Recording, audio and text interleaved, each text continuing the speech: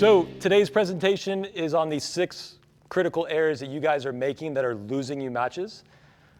Before we get into those 6 errors, I'm going to give you a little background about myself and then maybe some fundamental beliefs that will help you eliminate those 6 errors. So that's a great backhand that I was hitting off the internet. For those of you who don't know, like I was a pretty good junior doubles player. Has anyone heard of Rajiv Ram? Yes. Okay. So you know the old joke, if you want to get better at doubles, you pick a good partner? I picked a great partner. Okay. So we did very, very well together. I was always kind of a top 10 junior nationally in singles. I went to Duke. I was an All-American. And I definitely hold the unofficial SOD and POD records. Does anyone want to take a guess at what the SOD is? Sorry, what was it? Oh, not a dark one. Any guesses for SOD? Shot of the day. Okay, so actually in hindsight, it was a terrible thing my coach implemented for practice. I was shot of the day every day. So that's between the leg winner, around the net post pass, high backhand angle, drop volley that spins over. That was me. Every day. Shot of the day, point of the day. So I was a very, very aggressive player. I was trying to always come up with shots. So this presentation is very much a do as I say, not as I did. Okay? One story just to kind of highlight this. These are things I wish I knew when I played. My junior year, I had wins over John Isner and Somdev Devarman. Okay, everyone here knows who John is. He won NCAAs that year. Somdev was a top 60 ATP pro. He lost in the finals to John. Okay, NCAAs is a 64 draw. What round do you think I got to? Anyone? Second round? I didn't make the tournament.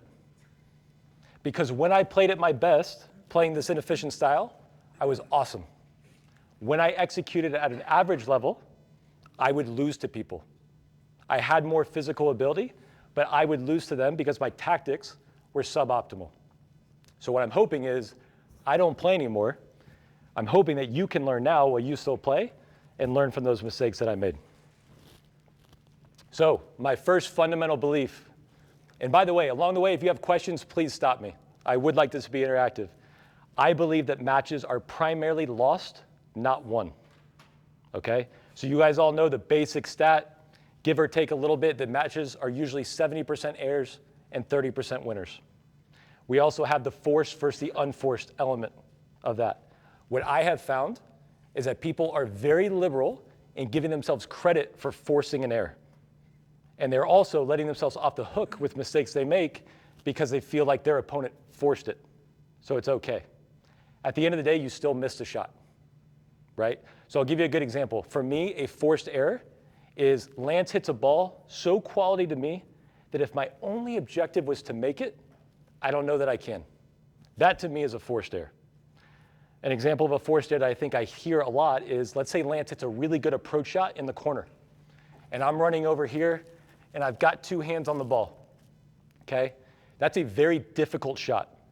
If my only objective was to make that ball, do you think I could? Yeah. Absolutely. But because I'm so uncomfortable being not in control and being on defense, I try to hit a passing shot winner, and then I miss. And that will go down in the stat sheet as a forced error because Lance hit a good approach. In my opinion, that is me losing to Lance. Lance beating me looks like his approach. I throw up a lob responsively. Lance hits an overhead winner, and I go, too good, Lance. You beat me on that point. But we're so afraid of what Lance might do that we'd rather just miss trying a difficult shot. Does that make sense? So that is a primary belief that I have, is that if you want to start winning more, the way you do that is to lose less. I know that sounds like kind of like a word salad, but that is my fundamental belief. I always tell my players at home, the person on the other side of the net is dying to lose to you. You just cannot beat them to it. Just let them do it first. Okay, so does anyone here listen to my podcast? Is Michael Chan here? Charlie, raise your hand high if you listen to my podcast. Okay, I expect to see more downloads tonight. It's called Baseline Intelligence.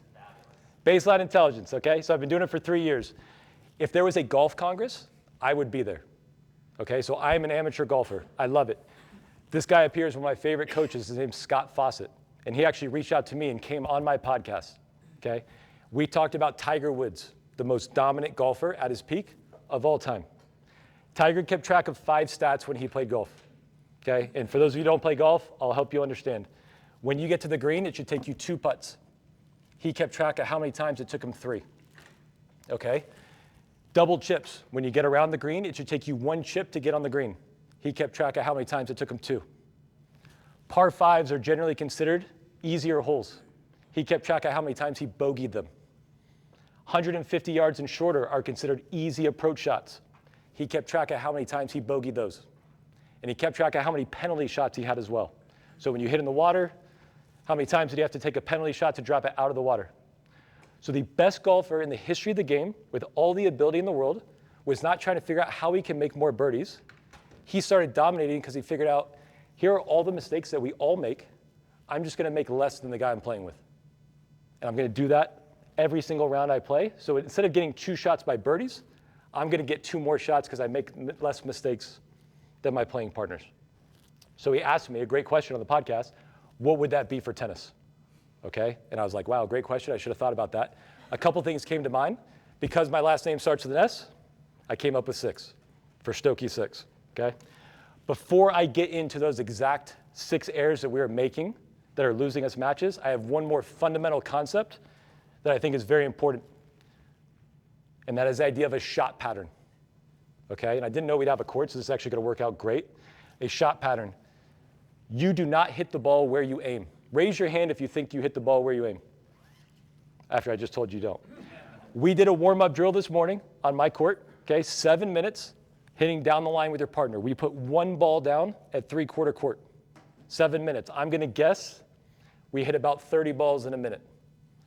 200 balls times 6 groups, 1,200 balls hit. How many times did we hit that single ball target? Any guesses? Once. Lightning does strike sometimes, okay? Yeah, who was it? It was a feed. Wait, we had 1 feed and I think 1 legitimate hit. So that means 1 time out of 1,200, we hit exactly where we were aiming, okay? I also asked the group to count how many times we missed the court completely. They didn't keep track of that, which is suspicious. I'm gonna guess it's at least 15 to 20. They were probably 100 more times likely to miss the entire court than hit exactly where you aim, okay? One thing we also talked about in that group, one of my favorite things, I laugh every time I hear it, is someone misses a shot and say, I had it. You literally did not have it. You missed the shot, right? But you feel like you're gonna have it. You wouldn't have tried the shot if you thought you were gonna miss. You felt good, you thought you were gonna hit it where you aim, and the second you can accept and let go of that, I don't hit the ball where I aim.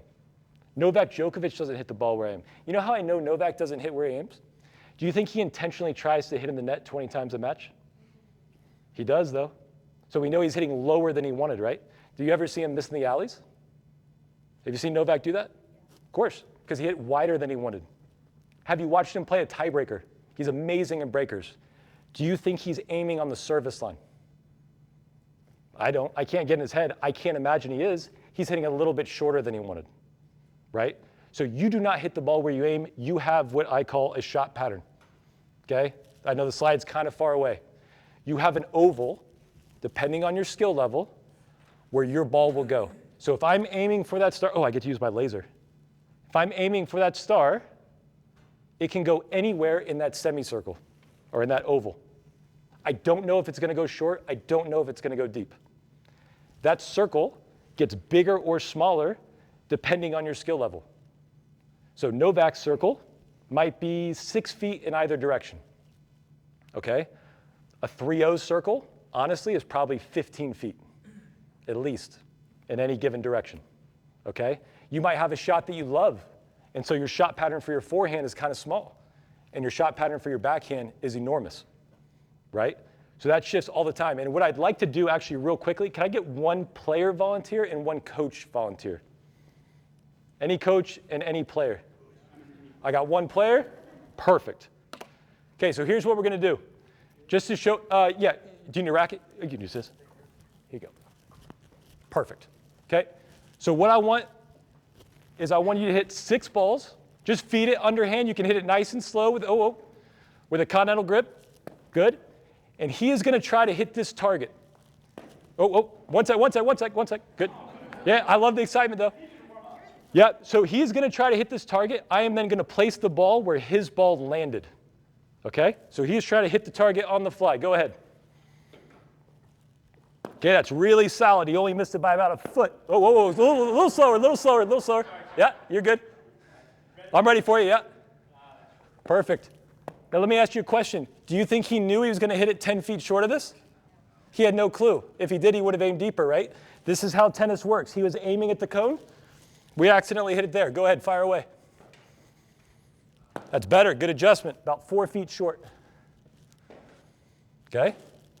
Again, we did not know we were going to hit there, or we would have adjusted. Much better. And last one, excellent.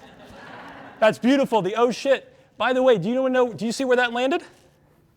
Right here. Would that be a winner if we were playing tennis?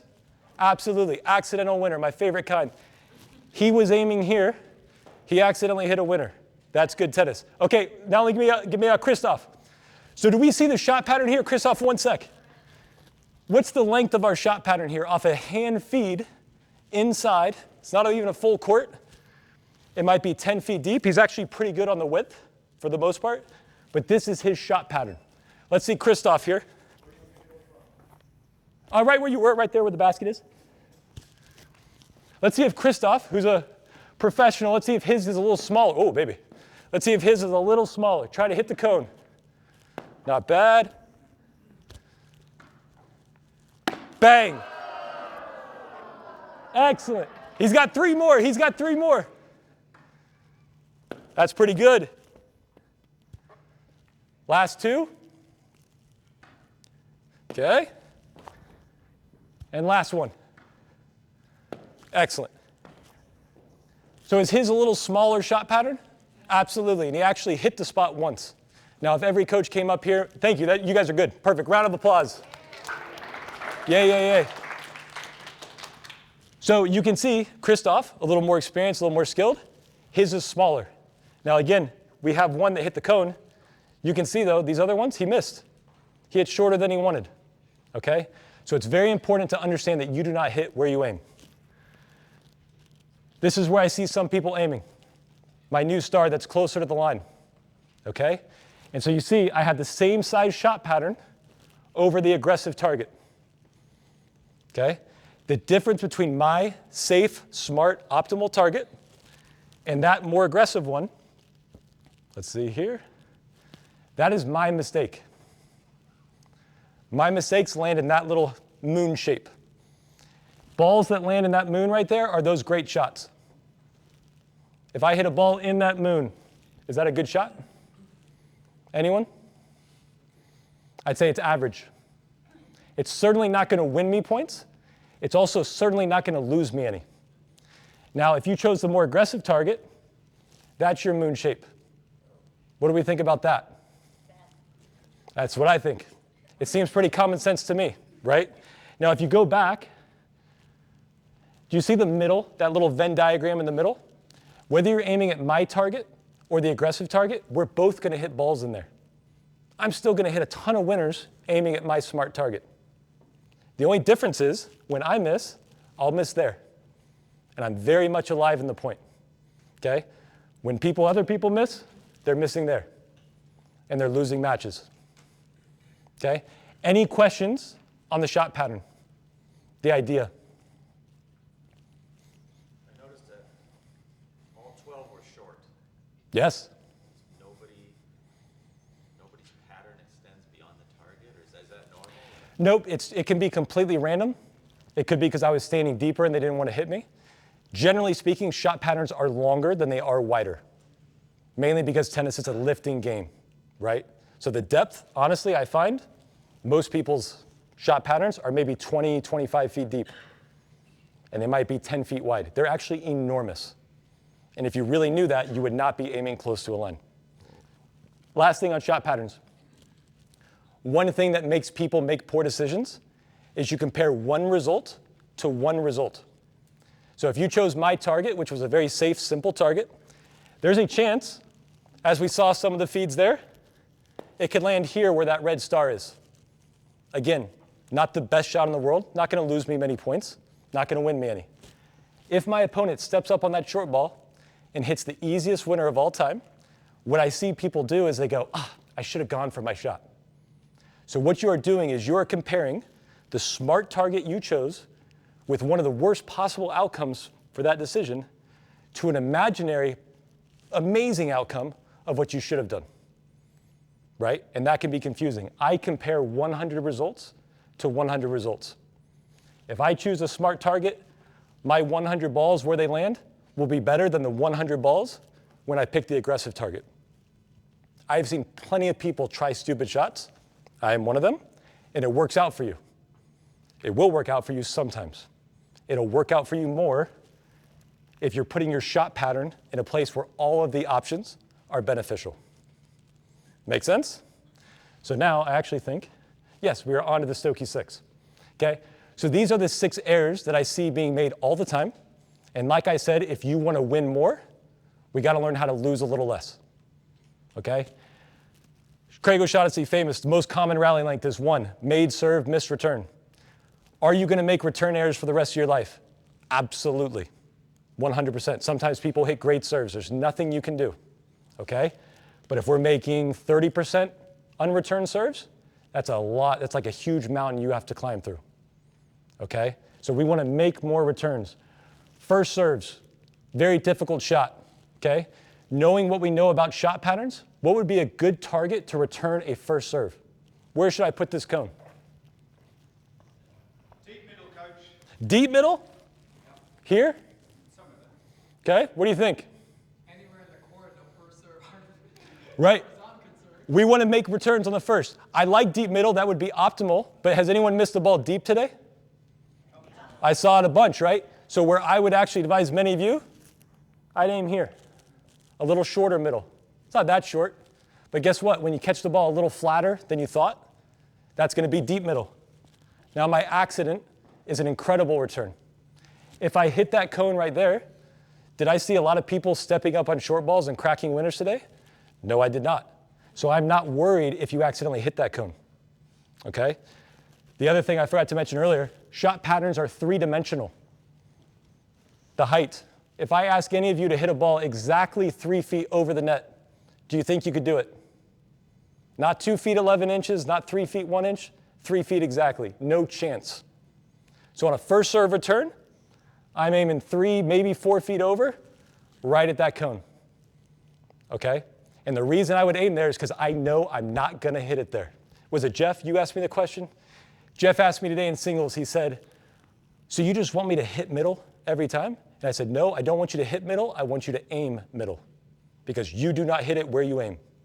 I'm quite confident if we aim here in returns in the afternoon, we're going to hit a lot of angles. We're going to hit a lot of late down the lines. Those are all awesome as long as our misses are in the court. Fair enough? Does that make sense? Second serve strategy. Lance and I were talking. We both like attacking second serve returns. I'm not saying you just push the ball, okay? So if I get a weak second serve and I can be aggressive and I can hit 2 forcing shots, whether it's a winner or something in the corner they can barely get back, and then for every 2 I hit, I miss 1, that to me is a very valid ratio. I would say, hey, keep attacking, that's awesome. If we're hitting 1 great return for every missed return, we've lost it. Maybe that's not for us today. Maybe our return's not good enough. Maybe their serve is too good, but that's where I would say your strategy starts to become inefficient, okay? Second error, +1 errors. So that is the first ball after the serve or the return, okay? Shot patterns, that's the theme. So where are we aiming with our +1? Hopefully, somewhere safe and smart. Cross court, just off the middle. We play a game at home, we might play it here. It's called 3-2-1 with serves, okay? If someone misses one of their first 2 shots, the opponent gets 3 points. If you hit a winner on one of your first 2 shots, you get 2 points. And once everyone has made 4 balls total, it's 1 no matter what. What point do you think happens the most? What scoring happens the most? A 3-pointer, a 2-pointer, or a 1-pointer? Someone's got to guess. 3, bingo. Because we miss returns, and we miss a hell of a lot of +1s. Okay, what's the next point that happens the most when I play that game? 2 or a 1? 1. I don't see many aces. I don't see many return winners. I see the occasional +1 winner, right? So what I hear a lot is when people talk about serve +1, I hear it more as like an offensive thing. Oh, I'm going to serve to the corner and then rip it over here. When I see serve +1, I'm like, how about I'm solid. If I'm making my +1s, that's awesome. And accidentally, some of those will have quality. I'm still going to hit winners. They will just be on accident. So I think reframing the +1 instead of always thinking it's this offensive thing, how about we just make those first 2 balls? Okay? Third error, double faults. And again, if my last name started with an F, it would be whatever my last name was and 5. This one I'm throwing in there. It matters. Some of you maybe have more erratic second serves than others, but double faulting is just a free point. Should you double fault some when you're playing? Absolutely. Absolutely. Should you be double faulting 20 times a match? That's too many, right? So you only know how reliable you feel with your second serve. I had a great second serve. It went in, it was fast, I could hit to every spot. So my first serve strategy was I'm going to hit a serve that doesn't come back. I might serve 55 to 65%, somewhere in there, but I was like, if I miss, I have basically like almost another first serve in me, right? Now, if my second serve was not going in, and when it did, it was getting attacked, my first serve strategy now has to be, can I slice balls in the body? Can I make 75 or 80% first serves so I can hide that second serve? So that is totally player dependent. But again, if you're double faulting once every 2 or 3 games, that's normal. No sweat. You're double faulting once a game, we're a little high. And we should maybe look at the tactic we're using. So those first 3 were all in the first 4 shots. Missed returns, missed +1s, double faults. And again, when I play that 3-2-1 a game at home, I just walk around yelling, that's 3 on a loop. That's kind of tennis. My wife actually just went with me to the US Open. We were watching Jessica Pegula, and she kept trying to take a video for her Instagram. And she looked at me after like 5 points. She goes, they don't play good, I can't get a good point. And I'm like, yeah, it's tennis. That's what it looks like. And then they play one miraculous point where they hit the ball in the corners, and it looks awesome. And then there's a missed second serve return. And then there's a missed +1. Okay? So those first 3 errors are all in the first 4 shots. Now we get into rally ground strokes. Ground strokes in the net. Does anyone follow me on Instagram? I'm like getting offended. No podcast listeners. 3. Okay, Stokke Tennis, my last name Tennis. I expect to see a surge in Instagram followers, okay? I was sitting around, and one of my coaches told me this when I was younger. I was going to post this. I knew it would light up. It got like 20 million views. It's 93.045 million miles to the sun. How high is the net? Anyone? 3 feet, thank you. Why on earth do we hit in the net? We have 93 million miles up. We can hit, and we're choosing to hit in the net. So I actually have that question. Why do you hit in the net? You could easily, if you really wanted to, everyone here can go hit 100 balls in a row over the net. No problem. Why do we hit in the net? Anyone? We all do it. What's that, sorry? I think it's mental. I think there's 2 things. Number 1, I think you guys just like hitting lower and faster, which, by the way, everyone likes receiving lower and faster. Makes no sense to me. Number 2, I think there's an irrational fear that if I hit high, they will just crush it. I'm still waiting to see that happen at any level. It doesn't happen very often. But you know what does happen 20 times a match? Ground strokes in the net. Absolute killer. Best way to lose a point, they hit a winner on me. So for me, again, going back to our idea of a shot pattern, I'm aiming 3-4 feet over the net. You know why? Because I know half the time I'm accidentally going to hit lower. And when I make that poor swing, my shot still goes in. Awesome. And if you're one of those people who likes to hit low and fast, good, you got what you want on accident. Sometimes I'll hit it 4 feet, totally fine. What happens if I hit it 6 feet over the net? Okay? If I was feeding you balls for $1 million to hit that cone, would you prefer a lower, flatter feed or a high, slow feed? Raise your hand if you want the lower, flatter feed. High, does it? Who wants the high, slow feed? Okay. In my experience, most people like the lower, flatter one. Height is a weapon. It is not a punishment. Oh my God, I meant to hit 4 feet, I hit it 6 feet. That's great. Today I saw so many high balls to the backhand that generated short balls. So not only by hitting high am I removing this first obstacle and I'm missing less, but I will actually probably generate short balls so we can come in and play our beloved offense. Make sense? So missing the net for me is a total mental mistake. Clear on that? Ground strokes missed wide, okay? This one is almost entirely what we just talked about with shot patterns. Remember, was it Brian? Where is he? Who was my volunteer? Yes. Remember the angle he hit? Okay? Did he not hit a winner accidentally in our game?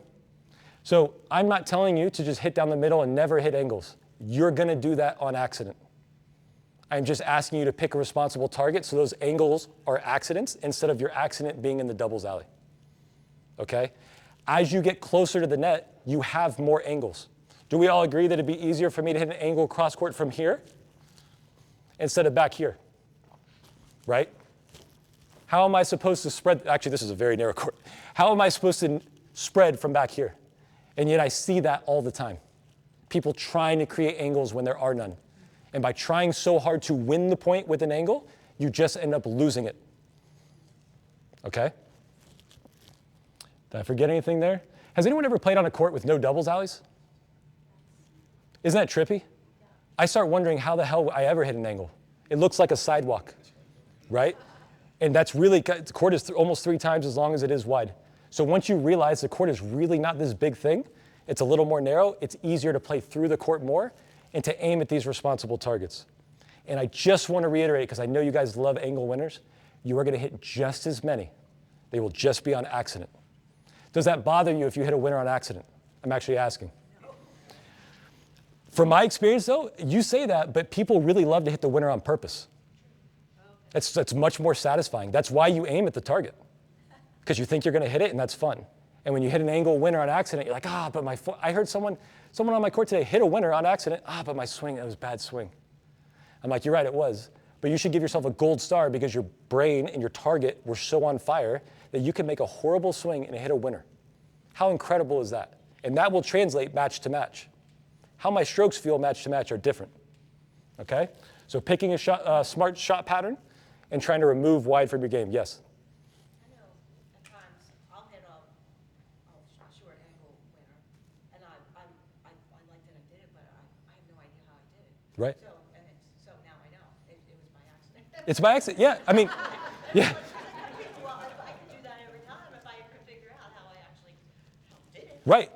Look, if it was possible to hit angle winners on command, why doesn't Novak just aim in that back corner every time? Because he doesn't know where it's going. He knows it's going to be small. Actually, Pagula sent me a text. Novak was on 60 Minutes, and he said, she said, you're going to hate this. And I think he said something about like, he can hit it on a dime. And I was like, oh, God, I'm going to hate this. So I click on the video, and what he said was, I aim for a dime.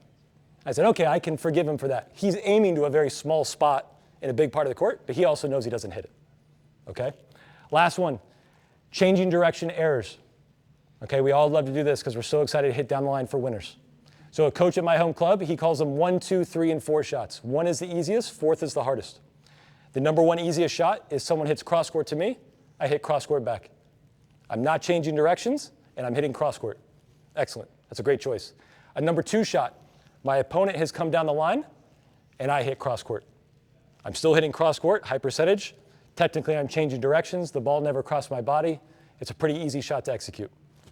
A number 3, my opponent goes down the line, I go down the line back.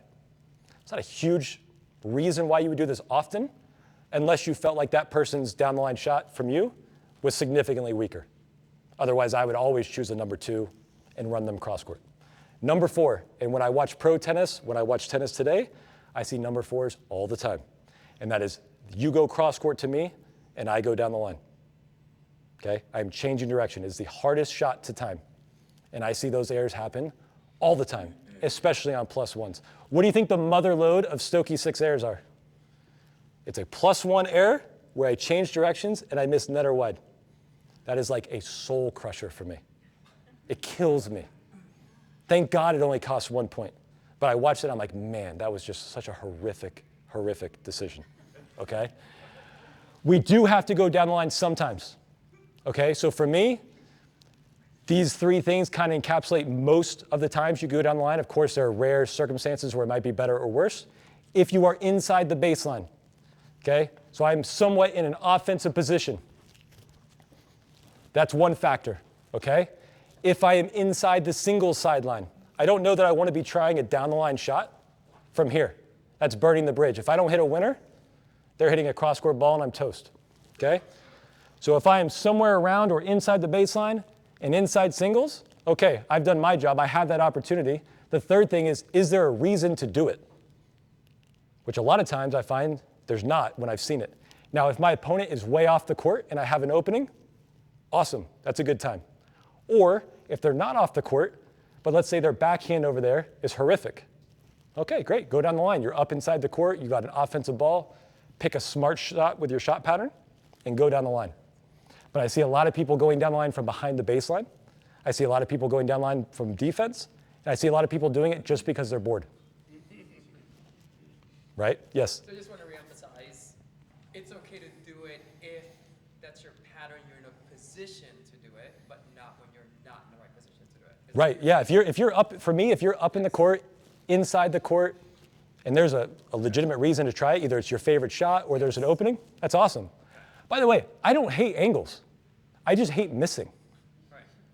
If everyone here could hit angles and not miss that much, I'd be like, that's so awesome. Like, angles are legitimately a great shot. It's just when we chase angles, we just miss more than we hit good shots. Okay? How am I doing on time? Not great. Okay. So the goal is not to eliminate these errors. Impossible. I am going to miss returns for the rest of my life. I am going to double fault for the rest of my life. I will choose a good time to go down the line, and I will miss a change of direction forehand. That doesn't stress me out. I don't yell at myself and say I'm the worst player in the world. The goal is to reduce. If I am playing Lance and we play a 3-set match, Lance is going to make 45 of these. I'm hoping to make 35. Right? I don't miss a return and go, oh my God, Stokke said make returns. Of course you're going to miss returns. Of course you're going to miss some shots when you go down the line. Of course you will occasionally miss the net. Okay? So I find the healthiest way to keep track of this is not necessarily by the total, but by the percentage. So I have a guy I work with remotely in Atlanta, and he'll say, oh my God, I served so bad today, I had 8 double faults. And I'll say, okay, what was the score? And it's like 7-6, 6-7, 7-6. 8 double faults is pretty good. He served like 18 games. That's not bad, right? Now, if he has 8 double faults in a 1-6, 1-6, that's high. Maybe we have an issue there, okay? So it's not enough to say, hey, I had 40 Stokke 6 errors. If you played a long 3-set match and it's 200 points, that's a hell. 20% of the points with a Stokke 6, you're winning that match for sure. Does that make sense? So that is the gist of my presentation. I see people losing more than people winning.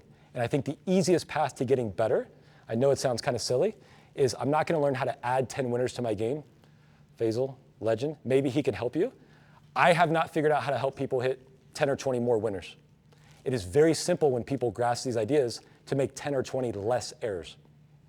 You are picking up 10 or 20 points either way, right? So this to me is the easiest path to improvement. Oh yeah, question. Anything different with doubles? Your windows change, your targets change a little bit now because you've got a net man there. I know this sounds bad, but I'm going to say this because even at D1 at Duke, I am so unconcerned with other people playing offense against me. Okay. Oh, this guy, this scary guy at the net, let's just return it right at him. Sometimes he hits winners. A lot of times he hits a volley right back to us. A lot of times he misses.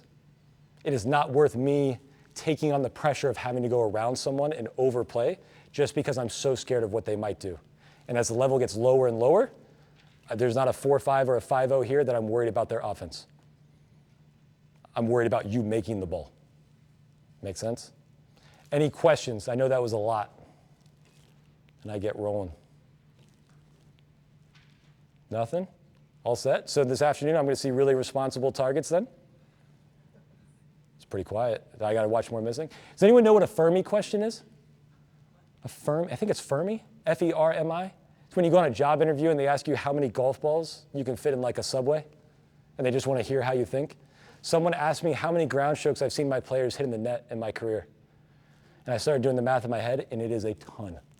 Please, please spare me this afternoon by aiming higher. Understand? Awesome. Thank you. Thank you for your attention.